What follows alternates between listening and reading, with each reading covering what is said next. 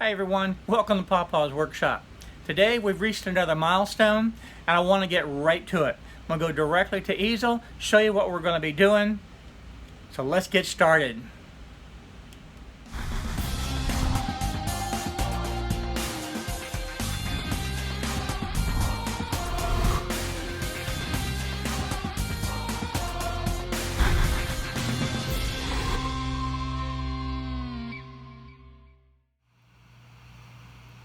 Hello everyone. Today I wanted to do a real quick video and I also wanted to say thank you to everyone. So I've opened up a new window in Easel and I'm going to highlight an area and bring up my depth on the items to 0.1 inch, and that's what I'm celebrating today. We've reached 400 subscribers and I want to be able to thank everybody for all the support that you have given to me. So I'm going to carve this quick little sign. I'm using the Easel software. I'm using a 60-degree V-bit. So let's see how long this is going to take to carve. I'm going to hit simulate. And it's going to take about 4 minutes to carve.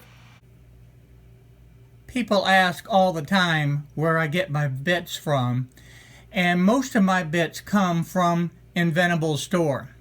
This particular one I picked up at the big box store, and it's a 60-degree V-bit and it works great. So let me go ahead and get it into the machine. For this project I'm using just a small piece of redwood, and the only thing that I've done as far as the finish is I've sanded it. There's no type of shellac or any finish on this at all. To be able to begin to carve on the machine, I'm going to hit carve. I'm going to confirm my material thickness, and because we're not going all the way through, the material thickness is not an important factor. The material is secure. I have it held in place with the 2 clamps as well as a butt stop, and that's going to secure it in place. The bit is confirmed. It is a 60-degree V-bit. And now I'm going to go ahead and do the probe. I like to do the probe close to the center, especially on a small project like this. So I'll move it over to there. I'm going to raise up the Z, and that way I'll be able to get my probe underneath. So I'm going to click off that I am using the probe. So we've confirmed the position. I want to go ahead and get everything hooked up. So I can click off, confirm position, and that the clip is attached.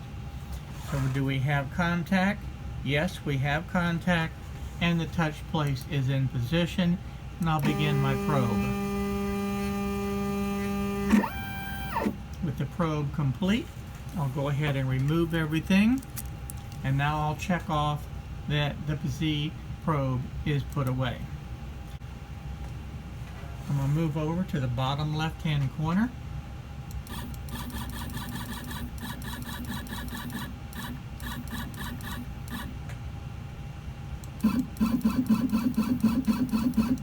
I'm only moving at 0.1 of an inch. I could have changed that setting, but in this particular case I did not do that. Okay, with my XY axis set, I'll click that off, and I'll go ahead and turn on the spindle. So as you can tell, I did make a mistake, and I'm using a 90-degree V-bit instead of my 60-degree bit. But I actually didn't catch that until after the carve was done and I was actually editing the video. So you can actually see that yes, it will carve with the 90-degree bit, even though the setting showed 60-degree bit.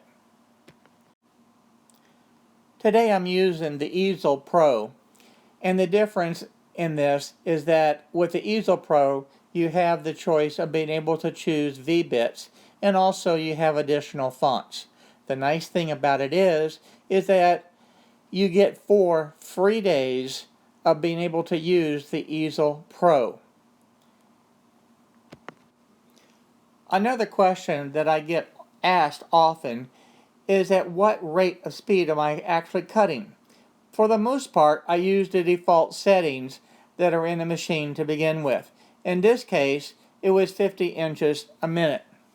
So during the carve, you do have the ability to change the speed. So about halfway through, I went ahead and increased the speed to 60 inches per minute, and it still carved just fine. I could have probably increased that a little bit faster, but I did not do that.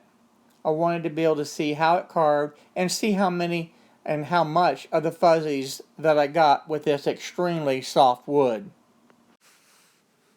As this is carving, the one thing that I actually see that's the difference between the 90-degree bit and the 60-degree bit that I had set up in the machine is that it looks as though it is carving where the letters are closer together. In my particular case, this isn't an issue, but it's certainly something that you should consider and don't make the same mistake that I did. One of the things that I want to praise the Inventables team for is that over this past year, they have really concentrated on working on being able to improve the Easel Pro.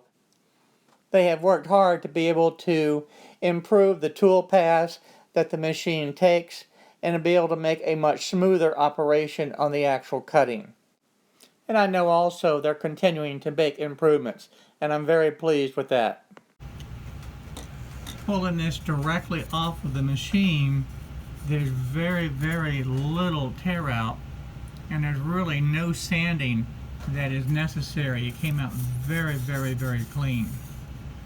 And this is extremely soft wood, so if you have an extremely sharp bit, and this bit's only been used a couple of times, and I started out with the default speed at 50 inches a minute, and I increased it about halfway through to 60 inches a minute, and it did create just a tiny bit of extra tear out, but it's still very acceptable.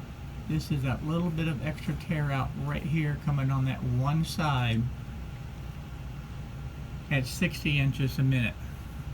But still, all in all, I think that turned out very good. I want to be able to thank everybody for the continued support. I've gone from 0 subscribers just a few months ago to now 400 subscribers today. And I'm extremely excited and very happy, and I'm very pleased the support that you have given to me.